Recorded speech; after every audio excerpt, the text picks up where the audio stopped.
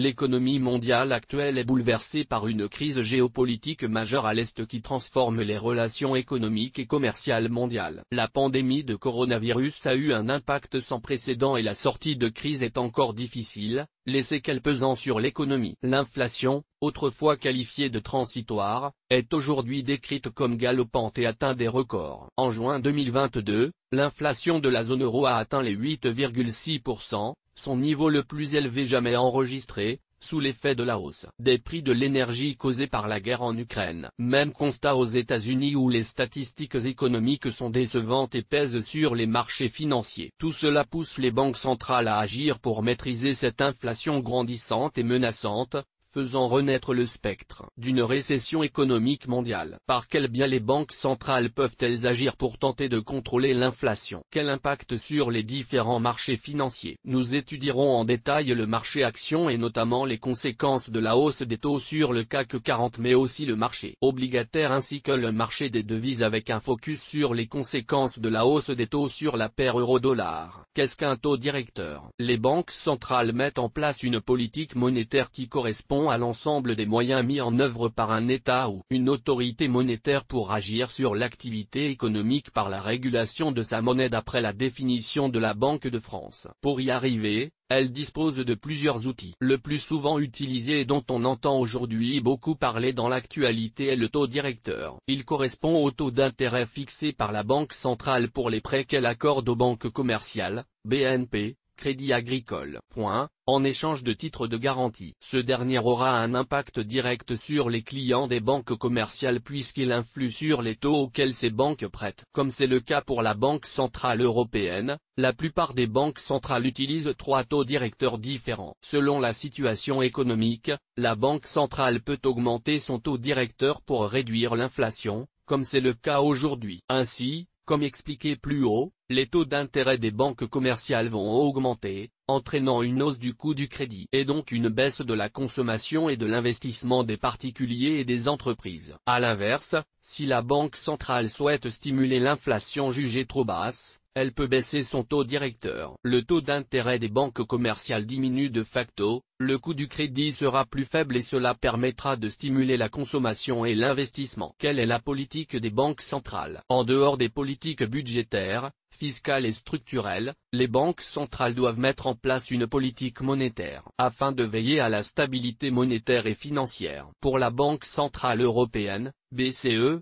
le principal objectif est la stabilité des prix et plus particulièrement le maintien de l'inflation à moyen terme proche du niveau des 2%. De l'autre côté de l'Atlantique, la Réserve fédérale, Fed, a le même objectif que celui de la BCE concernant le niveau d'inflation à avoisiner à moyen terme mais se donne également comme mission de porter l'emploi à son niveau maximum. Le plan d'action de la Banque centrale européenne et celui de la Réserve fédérale sont toutefois différents. Toutes deux font face au problème majeur de l'inflation mais leurs réponses divergent. La Fed a un ton hawkish, c'est-à-dire un ton agressif pour lutter contre l'inflation. Elle a d'ailleurs tout récemment durci sa politique monétaire en annonçant une réduction de la taille du bilan. Ainsi, la Banque centrale a, depuis le mois de juin, cessé d'acheter des titres sur les marchés financiers. Lors de son discours du mois de juin, le président de la Fed, Jérôme Powell, a souligné que le risque de récession était élevé, qu'il serait très difficile de réaliser un atterrissage en douceur. La Fed pourrait se préparer à une nouvelle hausse des taux de 75 points de base en juillet,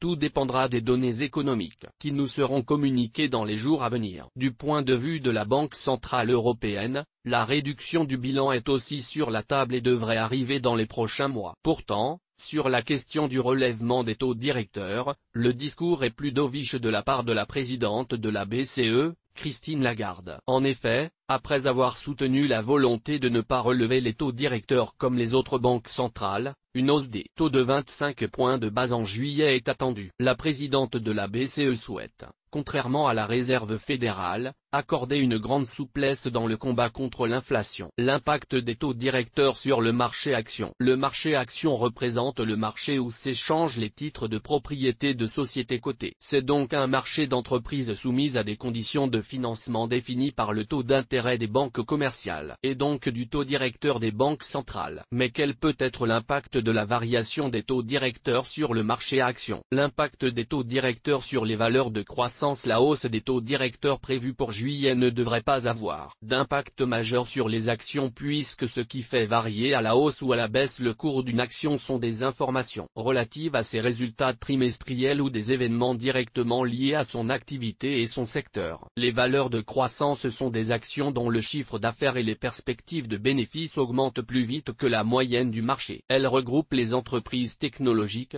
les biotechnologies et le luxe. Cette année, les valeurs de croissance ont été nettement touchées et notamment l'indice américain Nasdaq regroupant les valeurs technologiques, qui a perdu plus de 30% depuis le début de l'année. Variation des entreprises du Nasdaq ayant des valorisations supérieures à 100 milliards de dollars de 2013 à 2022. Source: Bloomberg. Seules 21 entreprises du Nasdaq 100 ont des valorisations supérieures à 100 milliards de dollars, contre 33 au début de l'année. En effet, l'annonce de la hausse des taux directeurs aux États-Unis a entraîné des baisses importantes sur les indices boursiers américains comprenant ces valeurs de croissance. Lorsque la banque centrale augmente les taux directeurs, les taux d'intérêt des banques commerciales vont automatiquement augmenter, et cela aura un impact négatif sur les valeurs de croissance car leur capacité d'emprunt va être plus coûteuse. Cela affecte donc les perspectives de croissance de ces valeurs dont le modèle économique est justement basé sur ces perspectives futures. La valorisation de ces entreprises sera donc moins élevée qu'auparavant. L'impact des taux directeurs sur les valeurs cycliques. Les entreprises value,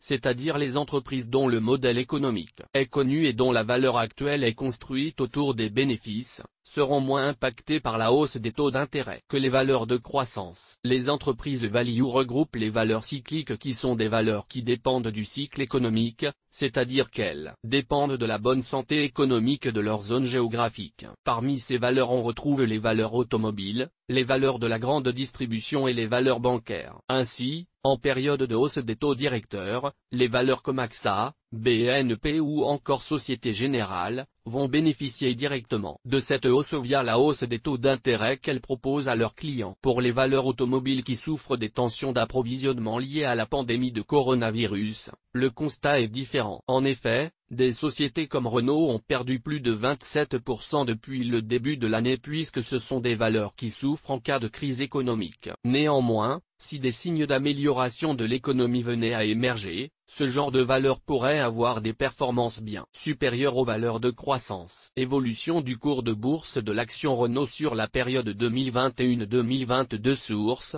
Station 5 de XTB. Les cours de Renault ont baissé de plus de 27% depuis le début d'année et de plus de 37% depuis le début de la pandémie de Covid-19. Analyse technique du CAC 40 -2022. Source: Station 5 de XTB. Depuis le début de l'année 2022, le CAC 40 a perdu près de 20%. En cause, les séquelles encore lourdes de la pandémie de Covid-19 et l'invasion de l'Ukraine par la Russie. Aujourd'hui, les cours du CAC 40 évoluent de manière mitigée au sein d'un range intégré après le gap du 13 juin 2022 avec pour borne supérieure 6128 et pour borne inférieure 5823. La tendance reste toutefois globalement baissière en l'absence de catalyseur haussier puisque, d'une part, les cours du CAC 40 évoluent en dessous du nuage Ichimoku.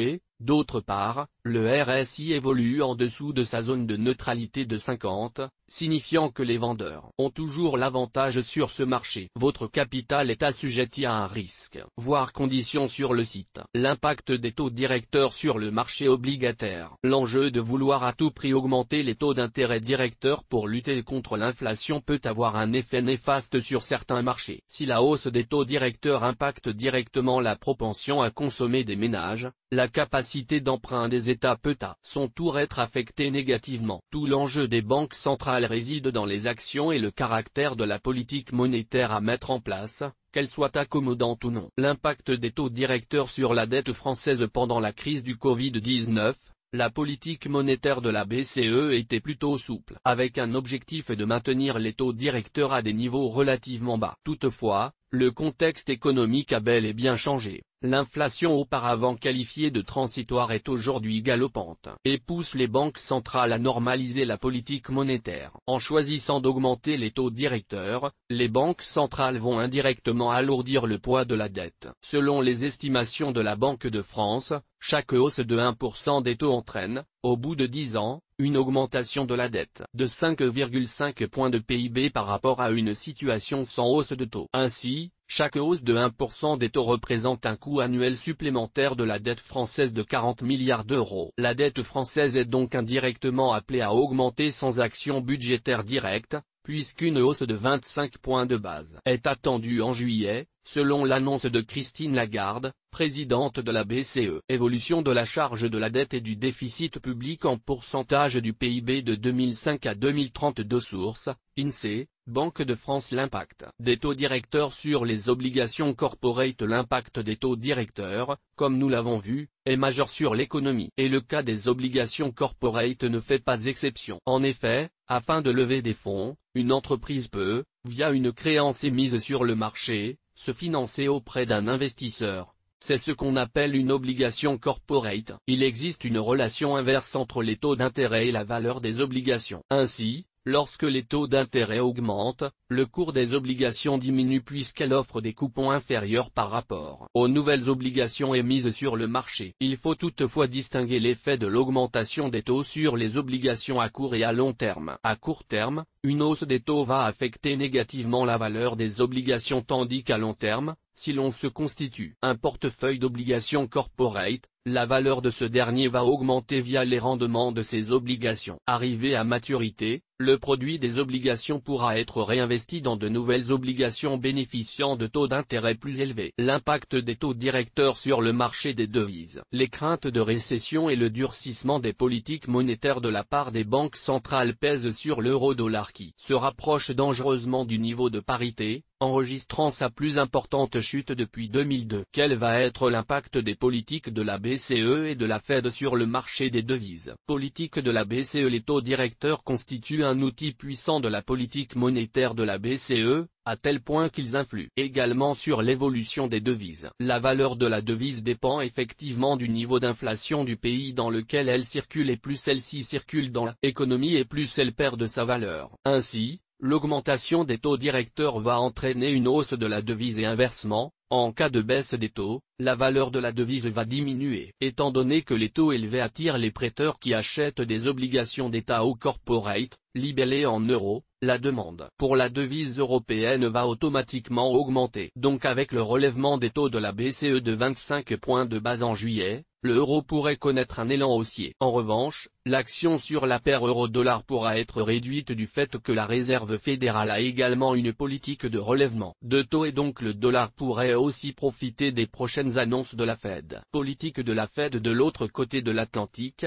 le dollar continue de se renforcer dans un contexte de relèvement de taux progressif, orchestré par Jérôme Powell, président de la Réserve fédérale. Depuis la première hausse de taux, le dollar a progressé de plus de 8% et semble poursuivre la tendance haussière qui prévaut depuis le début de l'année. Contrairement à la BCE, la Fed a pris un tournant hawkish bien plus tôt, faisant de l'éradication de l'inflation sa priorité numéro 1. En augmentant les taux d'intérêt, la Fed va offrir aux investisseurs des taux de rendement plus élevés pour y placer leurs capitaux. Cela aura ainsi pour impact d'augmenter la valeur du dollar. On observe toutefois aujourd'hui que les investisseurs portent une attention plus importante aux annonces de la Fed qu'auparavant, afin d'anticiper les futurs mouvements du dollar. En effet, en plus de l'attitude hawkish ou dovish de la Fed, les investisseurs sont également attentifs à la position attentiste ou de statu quo qui peuvent donner des indices sur l'évolution du dollar. Si le Federal Open Market Committee, FOMC,